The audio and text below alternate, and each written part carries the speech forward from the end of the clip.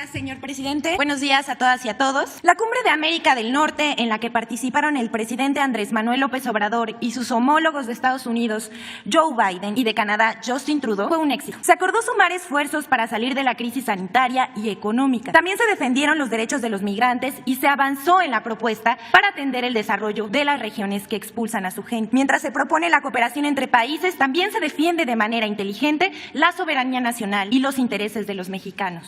Sin embargo, en medios de comunicación y en redes sociales, periodistas, columnistas y opositores propagaban la falsa idea de que la reforma eléctrica iba a provocar un choque con Estados Unidos y Canadá, nada más alejado de la realidad. El diálogo tripartita demostró que hay una excelente relación entre los gobernantes de México, Canadá y Estados Unidos. Hubo un diálogo respetuoso y los planteamientos de nuestro presidente fueron bien recibidos por sus pares. Aunque hubo personajes que se enojaron mucho, como Jorge Castañeda, que hasta cuestionó a Joe Biden por avalar la política populista de López Obrador y no criticarlo por la reforma eléctrica.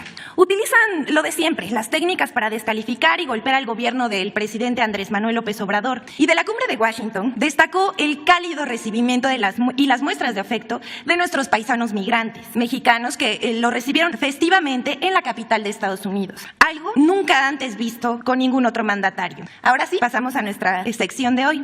The Washington Post difunde artículo para señalar que mientras la COP26 busca la salida del carbón, México se resiste. Algo completamente falso. Los medios de comunicación han buscado todo tipo de pretextos o situaciones para desprestigiar a México en la cumbre contra el cambio climático. Que si México no firmaría el acuerdo contra la deforestación, que si no iba a cumplir con su cuota de energías limpias, o que México defendió el uso del carbón, lo cual es totalmente falso, puesto que son China, Alemania y Estados Unidos los que defendieron el uso del carbón. El 11 de noviembre de 2021, The Washington Post publicó un artículo titulado La COP26 busca la salida del carbón. México se resiste a dejar un combustible quemar. Según el texto, pareciera que México definirá el futuro del cambio climático del planeta y que promueve la industria carbonífera que mata a personas y daña ecosistemas. Desde que se extrae el carbón hasta convertirlo en energía para alumbrar nuestras casas, ya que son la principal fuente de los gases de efecto invernadero que contribuyen al calentamiento global, según el Washington Post. El artículo se propone demostrar en voz de dos climatólogos que el gobierno actual quiere seguir usando este tipo de energía y que eso contribuirá al cambio climático. Todo eso es falso y alarmista. Primero que nada, hay que aclarar que México contribuye con apenas el 1.8% de las emisiones de carbono en el mundo,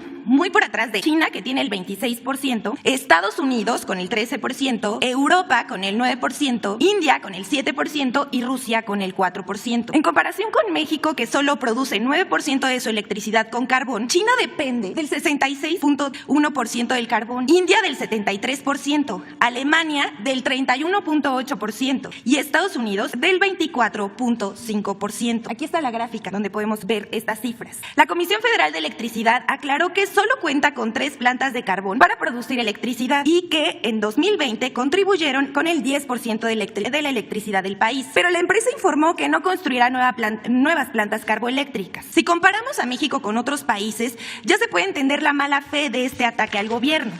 Además, China construirá 92 nuevas plantas de carbón, la India 30, Indonesia 24 y Japón 10. Se dice que la CFE produce electricidad con energías sucias, pero aquí les recordamos que la Comisión Federal de Electricidad produce el 55% de la energía renovable y limpia del país y los privados el 45%. El plan de negocios de la Comisión Federal de Electricidad establece la modernización de 14 hidroeléctricas, así como nuevos proyectos de generación a base de gas natural, viento, sol y otras energías renovables. Además, se va a construir una de las plantas de generación solar más grande del mundo y la más importante de Latinoamérica, en Puerto Peñasco, Sonora. Producirá 1,000 megawatts y beneficiará a 4 millones de personas. Para ello, se dedicarán 9,000 millones de pesos. La siguiente, por favor. Falso que Gas Bienestar en Iztapalapa sea más caro que los privados. Como se consignó el miércoles pasado en esta sección, no hay una semana en la que los medios de comunicación no difundan noticias falsas sobre la la reforma eléctrica. Pero tampoco pasa una semana en que no falseen información sobre Gas Bienestar. Esta vez periódicos como El Universal y El Heraldo difundieron en sus páginas que Gas Bienestar en Iztapalapa registra precios más altos que las empresas privadas. Según El Universal, en la semana del 14 al 20 de noviembre en Iztapalapa, Gas Bienestar estaba dando el kilogramo de gas LP a un precio de 20 pesos con 50 centavos y 25 pesos, cuando el kilogramo en la zona era de 24 pesos con 75 centavos por kilo. Sin embargo, esa información es falsa. La Comisión Reguladora de Energía publica cada semana la tabla de precios máximos aplicables de gas LP a consumidores finales por región y medio de venta. Y en la aplicación de Gas Bienestar aparecen los precios actualizados de cada zona y nunca pasan del precio máximo. Esto, por supuesto, fue aprovechado por la oposición, que sin verificar enviaron mensajes a través de redes sociales reproduciendo mentiras y alertando sobre los supuestos precios del Gas Bienestar. Es el caso de Emilio Álvarez y Casa, Mario Di Constanzo y la legisladora Lorena Piñón.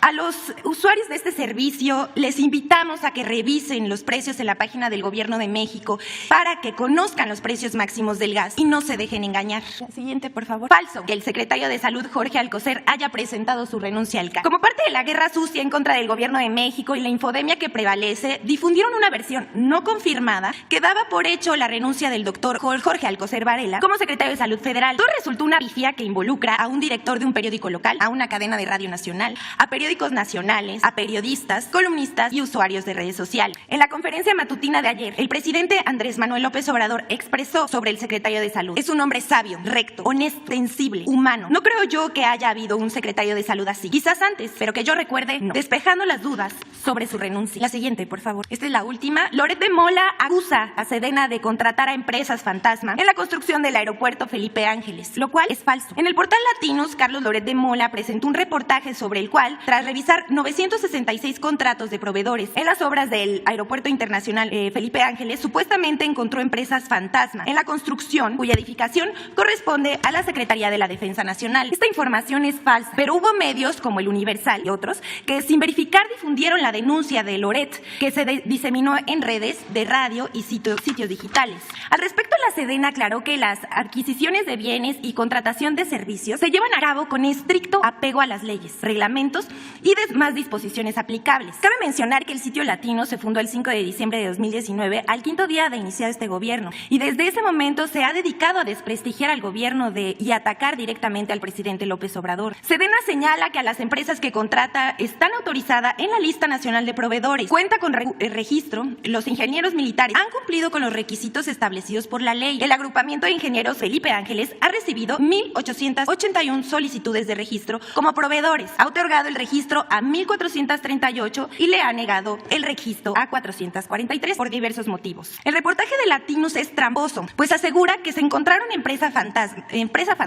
fantasma y otras acusadas de desvío de recursos. Dice Sedena: no hay tales empresas fantasma. Entre las contratadas, el agrupamiento de ingenieros materializa sus contrataciones con estricto apego a la normatividad vigente, realizando la consulta en las plataformas del SAT, la Comisión de Competencia Económica y la Secretaría de la Función Pública. Cabe mencionar que mientras no exista una sanción, inhabilitación o mandamiento de una autoridad judicial o resolución administrativa, no se puede negar la participación de las empresas en los procedimientos de adquisición, lo cual viola la ley. Desde 2019, el sitio de noticias Latinos ha publicado 125 notas relacionadas con la construcción del aeropuerto, de las cuales al menos el 71% contiene información dolosa, falsa y negativa contra esta obra, señala un análisis de Sedena. También ha publicado 6 videos para desacreditar el proyecto del aeropuerto. En uno de ellos, titulado Nueva Normalidad, el periodista Carlos Loret de Mola dice lo siguiente: ya empiezan a pedir moches por las obras y lo están pidiendo los encargados, los verdes,